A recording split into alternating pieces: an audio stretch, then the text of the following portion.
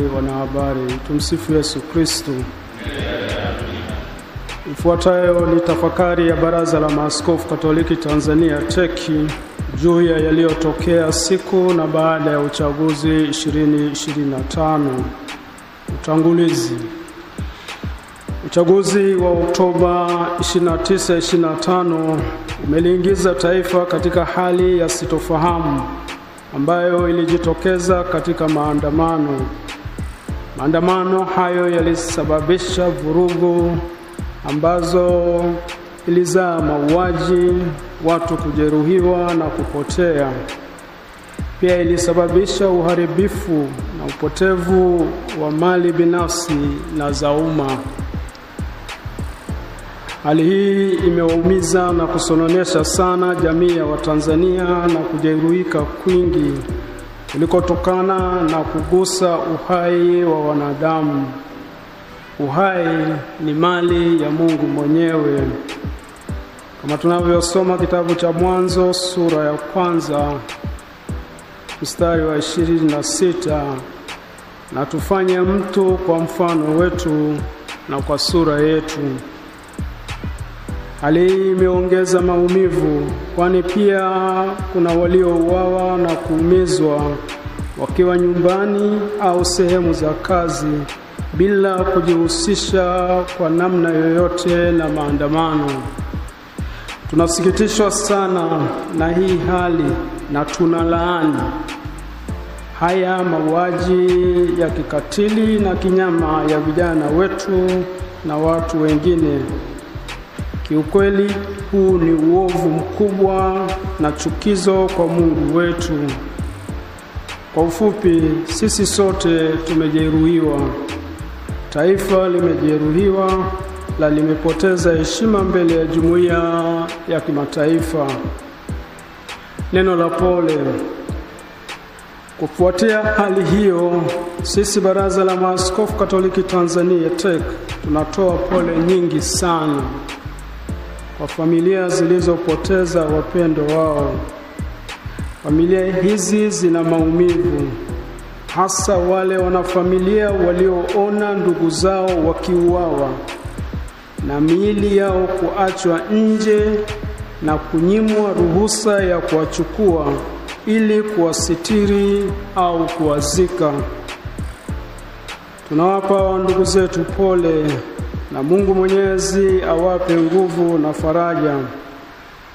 Tunaendelea kuwaombea majeruhi wapate nafuu haraka na kurudi katika majukumu yao na kwenye familia zao. Neno la Mungu liwe kwetu faraja na kitulizo tunaposoma. Basi ndugu zangu wapendwa, muimarike, msitikisike, mkazidi sana kutenda kazi ya Bwana siku zote, kwa kuwa mwajua ya kwamba taabu yenu si bure katika Bwana.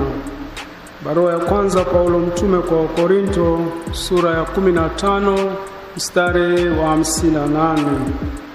Tunaombea pia uponyaji wa ndani wale wote walioathirika kiroho, kisaikolojia na kiuchumi.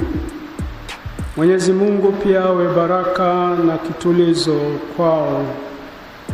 Mwisho, tunaendelea kuzikabidhi roho za marehemu wote waliouawa katika vurugu hizi, wapate rehema kwa Mungu, wapumzike kwa amani. Raha ya milele uwape Bwana. Wapumzike kwa amani. Baraza la Maaskofu Katoliki Tanzania limetafakari na kufuatilia kwa ukaribu hali halisi ya nchi yetu, yaani kabla, wakati na baada ya uchaguzi. Naona taifa limegubikwa na manunguniko na kutokuridhika, jambo ambalo limetugawa Watanzania ambao tulisifiwa kuwa kisiwa cha amani na utulivu. Hali hii haijengi taifa letu. Hivyo basi zinahitajika juhudi za makusudi katika kulileta taifa pamoja na kuponya maumivu yaliyo katika familia zilizopoteza wapendwa wao na sisi sote. Baada ya kusema hayo, tunapenda kuwashirikisha yafuatayo. La kwanza, kila maandamano si uhalifu. Kuandamana ni haki ya raia kama njia ya kufikisha ujumbe au malalamiko. Ikiwa njia ya mazungumzo imeshindikana, cha msingi yawe maandamano ya amani. Katiba ya Jamhuri ya Muungano wa Tanzania, na nukuu, inatambua haki ya kufanya maandamano ya amani, mwisho wa nukuu. Rejea ibara ya 20 na ibara ndogo ya kwanza. Inasikitisha kuona kuwa waandamanaji waliojitokeza siku ya uchaguzi wote waliwekwa katika mwavuli wa uhalifu. Adhabu ya mwandamanaji sio kuuawa. Katika tafakari yetu tunafikiri kati ya mengine mengi mambo yafuatayo yalisababisha maandamano. Kwanza, usalama.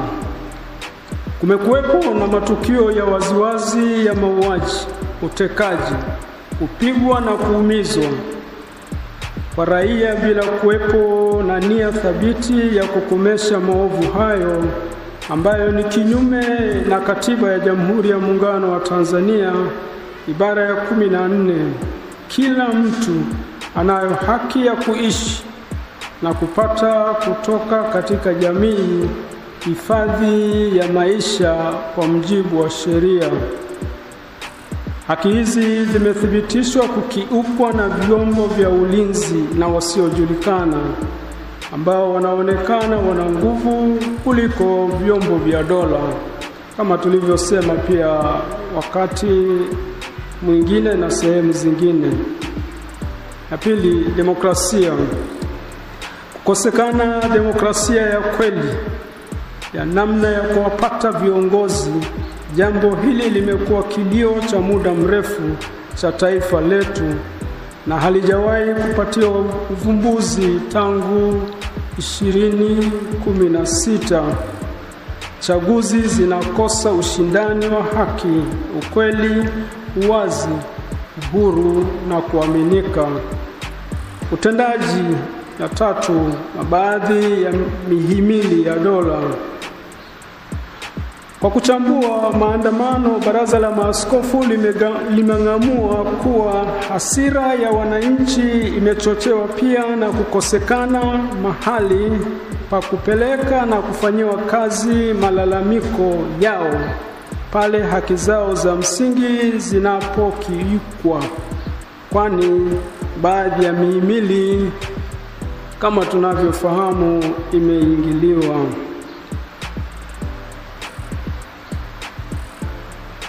Matumizi ya nguvu kupita kiasi.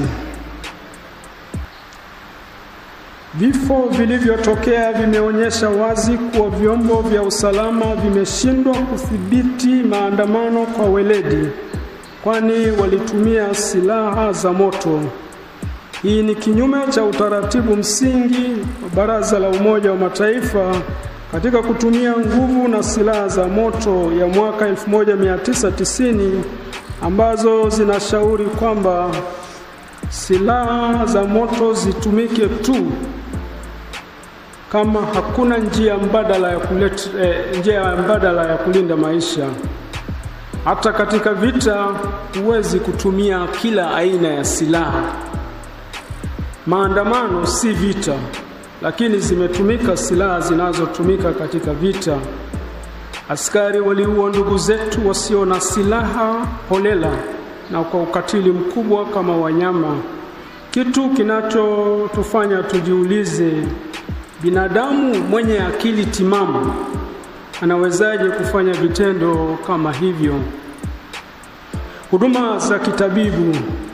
Kuwakatalia majeruhi haki ya kupata matibabu ni jambo ovu kwani linakiuka haki ya kupata huduma za kitabibu na pia ni kinyume na maadili ya sayansi ya tiba. Lengo la tiba ni kutunza uhai, ambayo ni zawadi kutoka kwa Mungu na ni haki za kila binadamu. Miili ya waliopoteza maisha.